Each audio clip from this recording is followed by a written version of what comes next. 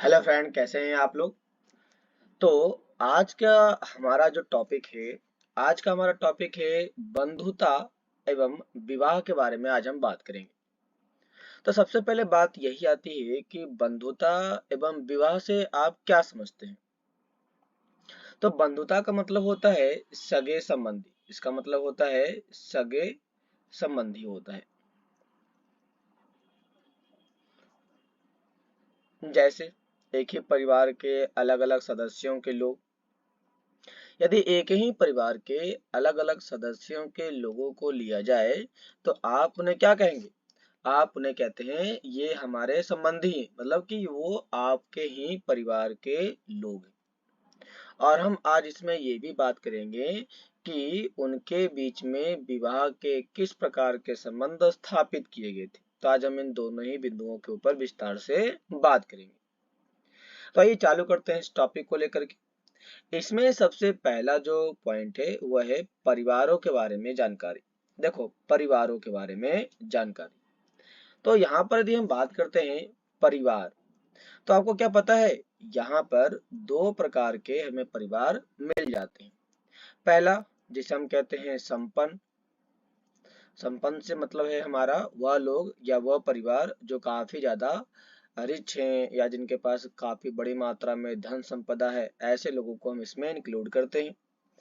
और जो इसमें दूसरे होते हैं उसको हम यहाँ पे कह सकते हैं क्या, उसे हम कहते हैं गरीब लोगों के बारे में।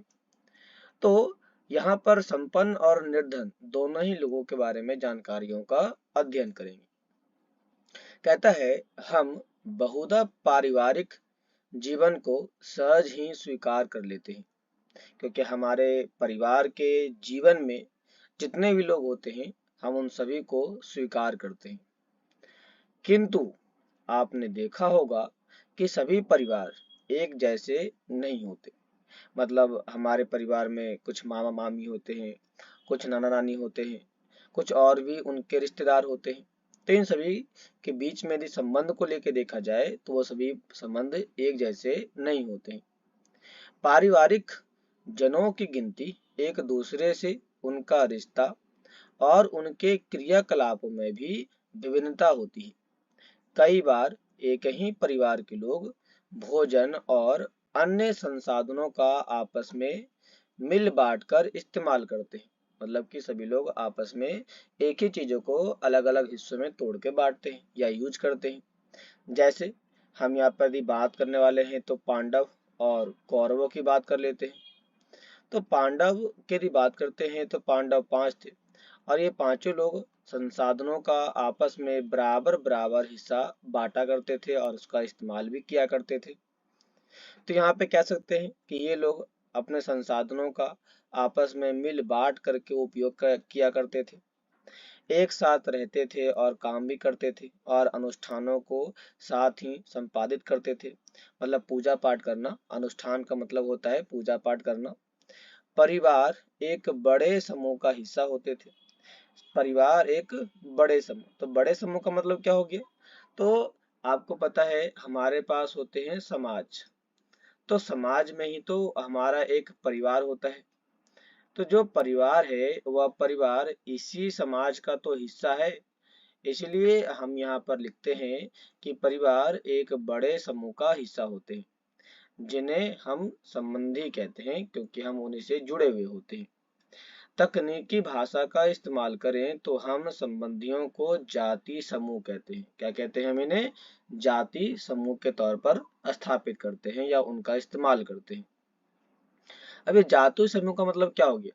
मतलब ये हो गया कि एक ही जाति के लोग, एक ही जाति के लोगों को आप शामिल करते हैं।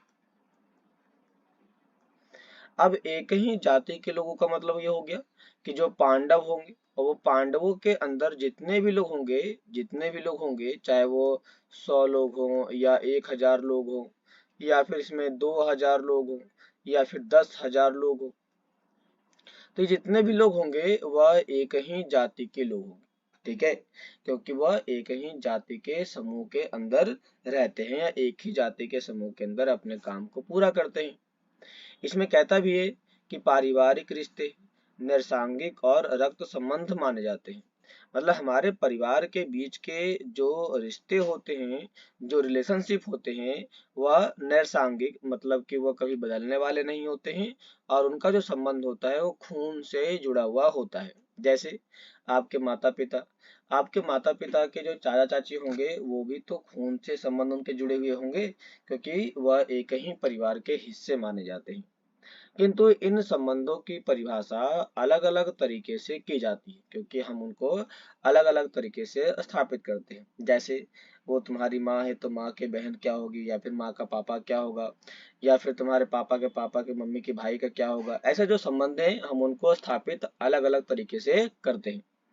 कुछ समाज में भाई बहन से खून का रिश्ता माना जाता है, किंतु अन्य समाज ऐसा नहीं मानते, क्योंकि हर एक समाज की अपनी अलग अलग विचारधाराएं होती है, उनके मानने के तरीके होते हैं, तो हर एक विचारधारा को अलग अलग तरीके से स्थापित करते हैं। इसी को लेकर के एक बात यहाँ पर एक नोट लिखा गया है, आप इस नोट को जरूर पढ़ेंगे, क्योंकि यहाँ से आपका हर बार एक MCQ यहाँ से आ जाता है। इस टॉपिक से यहाँ से आपके 2 नंबर के क्वेश्चन उठ जाते हैं कि जाति समूह किसे कहा जाता है, जाति समूह किसे कहा जाता है। तो आप कह सकते हो यहाँ पर जाति समूह के बारे में हम इसे थोड़ा सा लिख करके समझेंगे, ताकि आपको थोड़ा सा ज्यादा आसानी से समझ में आ सके कि जाति समूह का मतलब आप क्या लिखना चाहेंगे या नहीं लिख पाएंगे। तो कह सकते हैं कि एक ही परिवार के लोगों के बीच के संबंधों को जाति समूह कहते हैं। ये लिख सकते हैं आप लोग। या फिर यहाँ पर आपको और भी इसे क्लियर करना है तो आप यहाँ पर ये बता सकते हो, खास करके कह सकते हो कि एक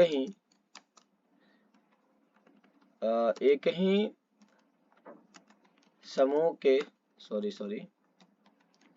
समूह के लोगों को जाति समूह कहते हैं,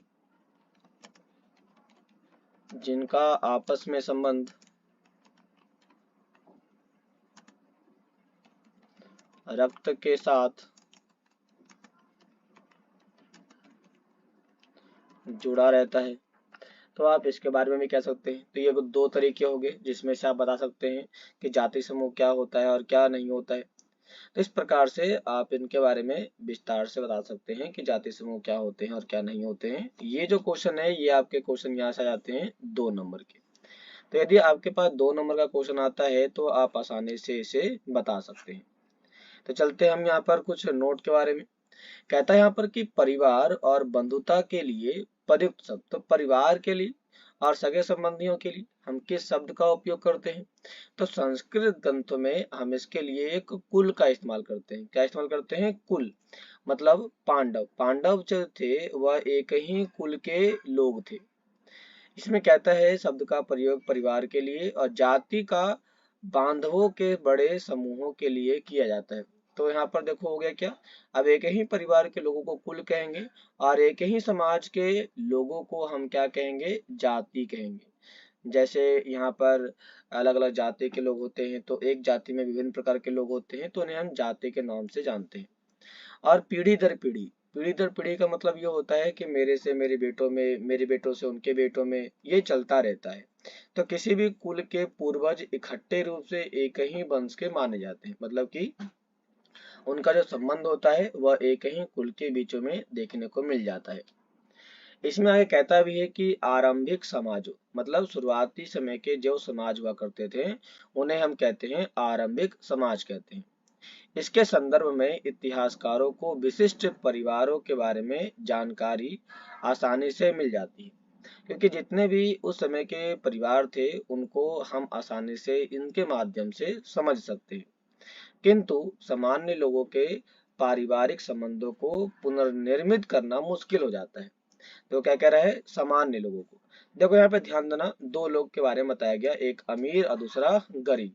तो अमीर लोग तो अपने कई सारे एविडेंस समाज में छोड़ दिया करते हैं, जैसे कि उनके द्वारा किए गए काम, उनके द्वारा दिए गए कोई आदेश, या फिर उनके कुछ नियम कानून, ये हमें किसी न किसी अभिलेखों से, किसी न किसी के किताबों से या पांडुलिपियों से, मैन्युस्क्रिप्ट से जानकारी मिल जाती है।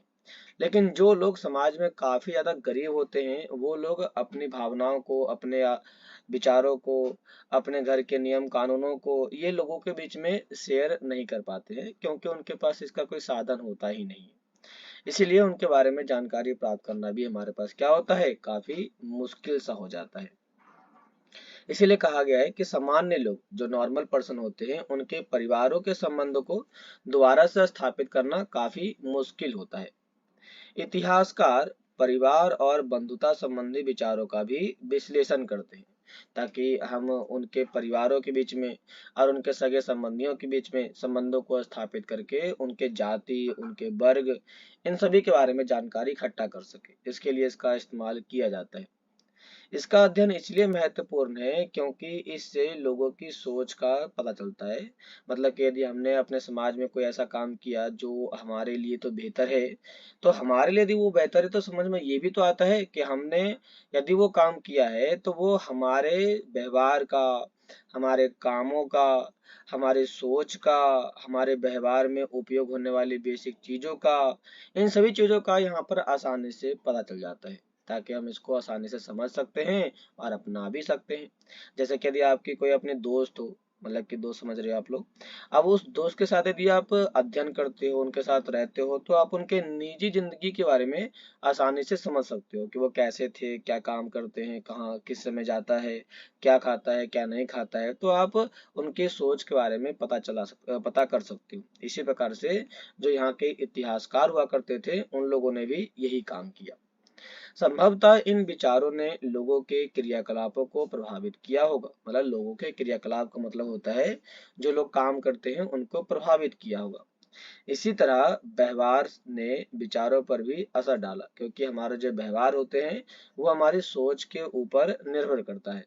जैसे जो आप सोचोगे वही तो आप करोगे सामने। तो व्यवहार जो होता है वो हमारे सोच के ऊपर डिपेंड करता है। हम जो सोचेंगे वही हमारे व्यवहार में होगा। यदि हमारी सोच गलत है तो हमारा जो व्यवहार होगा वो भी गलत होगा। यदि हमारी सोच अच्छी है तो हमारा व्यवहार भी अच्छा होगा। इस प्रकार की विचारधारा को लेकर के यहाँ पर इतिहासकारों ने समाज के, परिवार के संबंधों के आधार पर समाज को दोबारा से स्थापित करने की बात स्थापित करते हैं। तो क्लास, क्या आपको समझ में आया पहला पॉइंट, जिसमें हमने परिवार के बारे में जानकारी के ऊपर विस्तार से अध्ययन किया? क्या आपको ये पूरा टॉपिक समझ में आ चुका है? यदि आपको ये पूरा टॉपिक समझ में आ चुका है तो आप कमेंट बॉक्स में यस डालें। और यदि आपको कोई भी डाउट आ रहा हो इस टॉपिक से लेकर के या किसी बिंदु को लेकर के, तो आप कमेंट बॉक्स में कमेंट डाल दीजिए। मैं उसके लिए एक सेपरेट वीडियो बना के डाल दूंगा, जिसमें से आप उसको देख करके पढ़ सकते हो, समझ सकते हो। और फिर भी यदि कोई डाउट आ रहा है तो हम उसको एक्स्ट्रा आपको समझाने का पूरा पूरा प्रयास करेंगे। आने वाले टाइम में इसके क्वेश्चन आंसर को भी हम पूरा डिस्कस करेंगे, टॉपिक के बेसिस पर। और कुछ मेन जो एमसीक्यू बनने वाले हैं हम उनको भी साथ में लेकर के आएंगे। तो आपको ये टॉपिक समझ में आ चुका है, तो हम आइए अब आगे बढ़ते हैं क्लास। देखो, यहाँ पर बात किया जाता है पितृवंशीय व्यवस्था के आदर्श के बारे में। तो पितृवंशीय, अब ये पितृवंशीय का मतलब क्या होता है? तो पितृवंशीयता का अर्थ होता है वह वंश, वैसा वंश या वह वंश परंपरा जो पिता के पुत्र और फिर पौत्र, परपौत्र आदि से चलती है। मतलब यदि ए पिता है और बी इसका बेटा है, तो जो सी होगा वह इसका बेटा होगा, और जो डी होगा वह इसका बेटा होगा, इसका नीचे वाला बेटा होगा। तो देखो ध्यान देना, पुत्र ये भी तो किसी ना किसी का बेटा होगा, ये भी किसी ना किसी का बेटा होगा। तो कहता क्या है, देखो ध्यान देना, पिता के पुत्र, अब पिता का पुत्र हो गया, फिर पुत्र का पुत्र होगा, तो इस पुत्र का ये पुत्र, इसको हम क्या कहते हैं? इसे हम कहते हैं पौत्र कहते हैं। अब इस ये फिर पिता बनेगा, इसका भी बेटा होगा, तो इस बेटा को हम कहते हैं परपौत्र कहते हैं। क्या कहते हैं? परपौत्र कहते हैं। मतलब उसका भी पोता हो गया, इसका भी पोता हो गया, तो इसका पोता हो गया, इसका पोता हो गया। तो इस प्रकार से जो संबंध होते हैं, मतलब एक ही परिवार के या समाज के एक ऐसी व्यवस्था जिसमें पुरुष को ही समाज की विशेष शक्तियां और पावर दी जाती है, उसे पुरुष प्रधान समाज कहते हैं या पितृवंशीयता कहते हैं। लेकिन यहाँ पर एक सेंटेंस और भी इस्तेमाल किया गया है जिसका नाम होता है मातृवंशीयता। तो मतलब माता को ज्यादा प्रायोरिटी देना, उसे हम कहते हैं मातृवंशीयता। हर काम में माता का नाम पहले आना, हर काम को शुरुआत माता के नाम से करना, या फिर कुछ राज्यों में तो ऐसा भी है कि आपके नाम की शुरुआत आपके माता से ही होती है। तो ये जहां जहां पर आपको इस प्रकार के व्यवस्था की जानकारी मिलती है, वहां पर आप कह सकते हो कि वह समाज मातृवंशीयता है। जैसे कि प्रभावती गुप्त के बारे में बात की जाती है। यहाँ पे कहता है कि क्या हम उन बिंदुओं को निर्दिष्ट, मतलब कि उन्हें अंडरलाइन कर सकते हैं जब बंधुता के रिश्ते में परिवर्तन आया। बंधुता मतलब हमारे सगे संबंधियों के बीच के जो परिवर्तन थे, संबंध थे, उसमें बदलाव आए। एक स्तर पर महाभारत इसी की कहानी, महाभारत में इसी प्रकार के चीजों के बारे में बताया गया है। ये बांधवों के दो दलों, कौरवों और पांडवों के बीच भूमि और सत्ता को लेकर के हुए संघर्ष का चित्रण करती है। भूमि और सत्ता को लेकर के हुए संघर्षों के चित्रण करती है, बताने का काम करती है। तो यहाँ पर जरा ध्यान देना। अब हम यहाँ पर थोड़ा सा कुछ शॉर्टकट लिख देंगे, जैसे कि महाभारत। तो महाभारत में होता है वॉर। अब ये जो वॉर होता है वो दो लोगों के बीच में होता है। पहला होता है कौरवों के बीच में होता है, दूसरा होता है पांडवों के बीच में होता है। लेकिन यहाँ पर ये जो युद्ध होने वाले हैं, ये जो युद्ध होते हैं, ये जो वॉर होते हैं, ये वॉर किन चीजों के लिए होते हैं? तो देखो यहाँ पर अंडरलाइन किया जाता है। ये होता है भूमि और सत्ता को लेकर के होते हैं। किसके लिए होते हैं? तो भूमि और सत्ता के लिए लेकर के होते हैं। दोनों ही दल कुरु वंश से संबंधित थे। किस वंश से? कुरु। तो आप सीधे सीधे कह सकते हो यहाँ पर जो कौरव और जो पांडव थे, ये दोनों किस वंश से, किस वंश से थे? तो ये थे कुरु वंश से थे। तो कुरु वंश से आपका एक क्वेश्चन आ सकता है, और वो ये क्वेश्चन आता है, आइए हम इसको लिख करके समझते हैं कि क्वेश्चन आने की संभावना किस प्रकार से होती है। तो पहले हम थोड़ा सा इसको मिटा देते हैं। क्या आपको यहाँ तक समझ में आ चुका है सारा पॉइंट? एक चीज समझना कि यहाँ पर जो मैंने आपको बताया बेटे का बेटे का बेटा, ये एक टाइप का रीजनिंग है, जो सिंपल से आप अपने जीवन में इसका इस्तेमाल कर सकते हो। काफी बड़े स्केल पर ये होता है। चलिए हम चलते हैं इस टॉपिक के बारे में। तो यहाँ से जो आपका एमसीक्यू आने वाला है, वो एमसीक्यू ये आता है कि कौरव और पांडव किस वंश के थे? तो आप आंसर में क्या लिखोगे? आंसर में सीधे लिख दोगे कि ये दोनों कुरु वंश के थे। किस वंश के थे? तो ये दोनों कुरु वंश के थे। और ये जो पॉइंट है, ये पॉइंट 1 नंबर का आता है। 1 नंबर का आपका एमसीक्यू आता है, और यहाँ से यदि एक ऐसा एमसीक्यू आता है तो आप डायरेक्टली बना सकते हो। तो आपका यहाँ से 1 नंबर का एमसीक्यू फिक्स हो जाता है। यहाँ से क्वेश्चन और भी आता है कि महाभारत की लड़ाई के मुख्य कारण, मुख्य कारण क्या था? तो आप इसमें क्या बताना चाहोगे? तो इसका जो आंसर हो जाएगा, वो इसका आंसर होगा भूमि और भूमि थोड़ा सा गलती लिखा गया, भूमि और सत्ता की लड़ाई थी।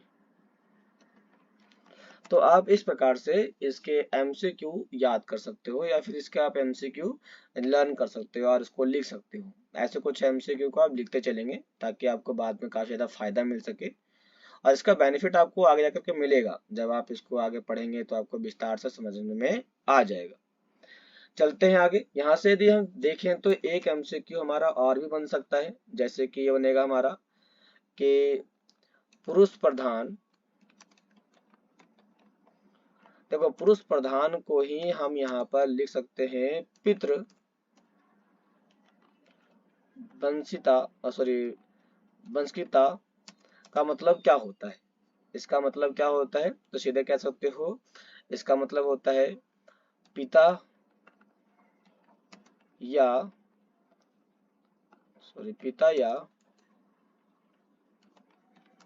पुरुष का वर्चस्व। अब वर्चस्व का मतलब क्या होता है? वर्चस्व का मतलब होता है अधिकार। तो मतलब समाज के अंदर जो अधिकार होगा वो किसका होगा? तो वह पिता का होगा या पुरुष का होगा। इन दोनों का ही अधिकार यदि कहीं पर देखने को मिलता है तो हम उसे क्या कहते हैं? पितृवंशिकता, या फिर आप कह सकते हो पुरुष प्रधान समाज कह सकते हो। चलते हैं आगे। क्या आप लोगों को समझ में आ चुका है यहाँ तक? अब यहाँ से थोड़ा सा आगे बढ़ते हैं तो देखो यहाँ पर एक पॉइंट और भी इंक्लूड करता है और कहता है यहाँ पर क्या, यहाँ पर कहता है कि आप एक जनपद जनपद की बात करते हैं तो जनपद आप उसे कहते हैं जो एक बहुत बड़े क्षेत्र में फैला होता है। जैसे कि मगध जनपद हो गया आपका, आपका कुरु पांचाल हो गया, कुरु सॉरी कुरु हो गया आपका, पांचाल हो गया आपका।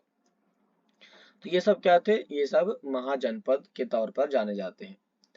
कहता है कि यह संघर्ष एक युद्ध की परिणति या युद्ध में बदल चुका था जिसमें पांडव विजयी होते हैं। इसके उपरांत पितृवंशीय उत्तराधिकार को उद्घोषित किया गया। देखो ध्यान देना, उद्घोषित। अब उद्घोषित का मतलब यह नहीं होता है कि इसी समय पितृवंशीयता समाज की स्थापना की गई, नहीं। इसका मतलब यह होता है कि इसी समय, मतलब कि हम 6th BCE के टाइम की बात करते हैं तो इसी समय क्या किया गया, तो पिता के वर्चस्व को फिर से क्या किया, हमने फिर से स्थापित करने का काम किया। अब मतलब ये हुआ कि ये पहले से भी था, ये पहले से भी था लेकिन हमने इसे दोबारा से स्थापित करने का काम चालू कर दिया। तो उद्घोषित का मतलब होता है दोबारा से स्थापित करना होता है। हालांकि इसमें कहता है कि पितृवंशीयता महाकाव्य की रचना से पहले भी मौजूद था। मतलब जो पिता के अधिकार होते हैं समाज में सबसे पहले, ये महाभारत से पहले भी मौजूद था। महाभारत की जो मुख्य कथा वस्तु है, मतलब इसमें जो कथा बताई गई है, ने इस आदर्श को और भी सुदृढ़ किया, मजबूत करने का काम किया। किस चीज को लेकर के, तो पिता के प्रभाव को, पिता के वर्चस्व को स्थापित करने का काम किया। कहता है पितृवंशीयता में पुत्र पिता की मृत्यु के बाद उनके संसाधनों पर अधिकार जमा सकते हैं। मतलब यदि आपका कोई समाज का या आपके परिवार का सबसे जो बड़ा है, पिता है, यदि वो मर जाता है तो उनके मरने के बाद जो उनकी पूरी प्रॉपर्टी होगी, उस प्रॉपर्टी पे सबसे ज्यादा या फिर सबसे पहला जो अधिकार होगा वो उसके बड़े बेटे का होगा। इसको यहाँ पर स्थापित कर दिया गया। तो इस प्रकार की यदि व्यवस्था कहीं पर आपको देखने को मिलती है तो हम उसी को कहते हैं क्या, उसी को हम कहते हैं पितृवंशीयता कहते हैं। इसमें देखो नेक्स्ट पैराग्राफ में कहता है कि अधिकतर राजवंश, अधिकतर का मतलब ज्यादातर राजवंश, लगभग 6th सेंचुरी के BCE की बात करता है। मतलब 6th BCE की बात करता है, ईसा पूर्व की बात करता है।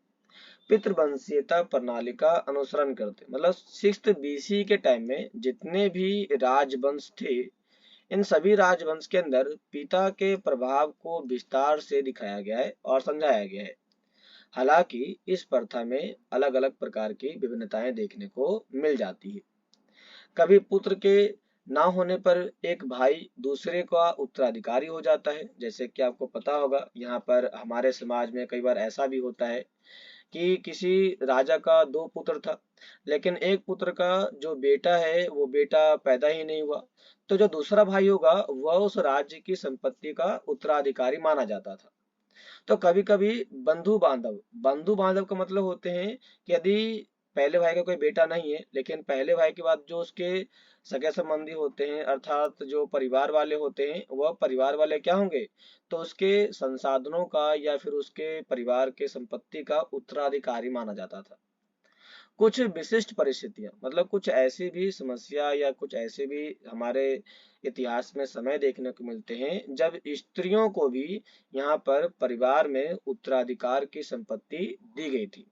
और इसकी जो जानकारी मिल जाती है वह जानकारी प्रभावती गुप्त से मिल जाती है। प्रभावती गुप्त ने इसको पहली बार स्थापित करने का काम चालू किया था। तो जो प्रभावती गुप्त है, ये जानकारी हमें मिल जाती है महाराष्ट्र से मिल जाती है, क्योंकि महाराष्ट्र में ही प्रभावती गुप्त देखने को मिल जाती है। यहाँ पे कहता है पितृवंशीयता के प्रति झुकाव, मतलब उनके प्रति हमारा जो संबंध होता है, ये शासक परिवार के लिए कोई अनूठी बात नहीं। मतलब शासक परिवार में यदि पितृवंशीयता के अंश देखने को मिलते हैं तो ये कोई बड़ी बात नहीं है, क्योंकि ऋग्वेद, हमारे पास जो किताब है ऋग्वेद, जैसे कर्म कांडीय, क्योंकि इसमें विभिन्न प्रकार के कामों के बारे में बताया गया है, कि मंत्रों से भी ये बात स्पष्ट हो जाती है कि यह संभव है कि धनी वर्ग के पुरुष और ब्राह्मण भी ऐसा ही दृष्टिकोण रखते होंगे। मतलब कि समाज के बड़े बड़े जो लोग हुआ करते थे वह भी पुरुष जैसे संपदा को या पुरुष जैसे जो विशाल विचारधाराएं हैं, अधिकार है, उनको भी स्थापित करने की बात किया करते थे। अब देखो हमने यहाँ पे यदि बात किया था एक पॉइंट जिसका नाम था ऋग्वेद। तो ऋग्वेद में क्या क्या बताया गया है? आपको पता है ऋग्वेद के अंदर लिखे गए मंत्र के यदि बात करते हैं तो लगभग इसमें 1000 ईसा पूर्व से इसे जोड़ा गया, जिसमें विवाह के संस्कार के दौरान जो मंत्र पुरोहित के द्वारा पढ़ा जाता था आज भी उनके हिंदू विवाह संस्कार में प्रयोग होता है। मतलब ऋग्वेद में जो भी लिख दिया गया आज भी हम उसका बड़े स्केल पर इस्तेमाल करते हैं, जो ये बताता है कि समाज के अंदर पिता का जो वर्चस्व है वह जो पहले 6th BCE के टाइम में था वो अब 21 सेंचुरी के टाइम में देखने को मिल जाता है। कहता है इसके साथ साथ थोड़ा सा और देखते हैं तो यहाँ पे कहा जाता है कि इंद्र शौर्य, युद्ध और वर्षा के एक प्रमुख देवता थे। यहाँ और वहां से तात्पर्य पिता और पिता से गृह से है, मतलब पिता के बीच के संबंधों की स्थापना करने को लेकर के ये बात करता है। यहाँ पर कुछ और भी टॉपिक लिखे गए जैसे कि स्वजन के मध्य लड़ाई क्यों हुई, मतलब कि जो यहाँ पर हम बात करते हैं ना कि पांडव और कौरव के बीच में लड़ाई क्यों हुई, तो इसका कुछ एक संक्षिप्त विवरण दिया गया है। थोड़ा सा यदि आप इस संक्षिप्त विवरण को पढ़ेंगे तो आपको समझने में आसानी हो जाएगी। कहता है कि यह उदाहरण संस्कृत महाभारत के अधिपर्वन से है और कौरव पांडव के बीच में हुए संघर्ष के बारे में बताने का काम करता है। कहता है कौरव धृतराष्ट्र के पुत्र थे, धृतराष्ट्र के पुत्र थे। पांडव उनके बांधव मतलब उन्हीं के परिवार वाले थे। चूंकि धृतराष्ट्र नेत्रहीन थे मतलब वो अंधे थे, अतः उनके अनुज छोटा पांडु हस्तिनापुर के सिंहासन पर आसीन हुए। किंतु पांडु की असामयिक मतलब समय से पहले मृत्यु के बाद धृतराष्ट्र राजा बने। जैसे कि यदि आपको देखा जाए तो ये दो जगह थी। तो जो बी पॉइंट है जिसे हम यहाँ पे कहते हैं हस्तिनापुर, इनके ऊपर जो धृतराष्ट्र थे इनके जो छोटे भाई थे इन्होंने यहाँ पर शासन किया था, लेकिन जल्दी मर गए और मरने के बाद जो बड़ा भाई था उसने भी इसके ऊपर शासन कर लिया। क्योंकि सभी राजकुमार अल्पवयस्क थे, जैसे जैसे राजकुमार बड़े हुए हस्तिनापुर के नागरिक पांडवों के प्रति अपनी अभिरुचि व्यक्त करने लगे और उनको लगने लगा कि अब पांडवों को इस जगह का राजपाट दे देना चाहिए, क्योंकि वह कौरवों के मुकाबले अधिक योग्य और सदाचारी थे। क्योंकि कौरव जो थे काफी ज्यादा अत्याचारी थे, लोगों के ऊपर व्यवहार गलत किया करते थे, लोगों से ज्यादा कर लिया करते थे, लोगों को प्रताड़ित किया करते थे, इसीलिए पांडवों को ज्यादा शासाई मिली और उनको बढ़ावा दिया गया। इस बात से कौरवों में ज्येष्ठ दुर्योधन को बहुत ईर्ष्या हुई। उनको लगने लगा कि यदि समाज में पांडवों का वर्चस्व बढ़ेगा तो कौरवों का वर्चस्व घट जाएगा।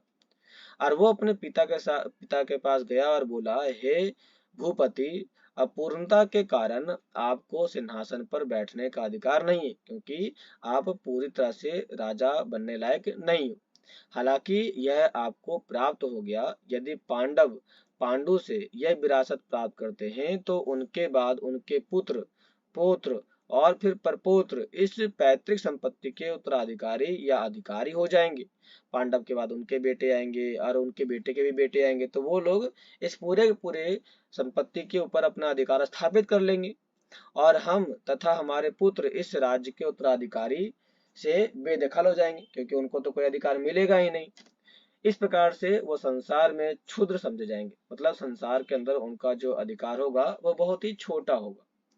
इस तरह के उदाहरण अक्षरशः मतलब कभी कभी सत्य ना भी हो तो भी इस बात का अनुमान करा देता है, हमें बता देता है कि जिन लोगों ने ये ग्रंथ लिखा वे क्या सोचते थे।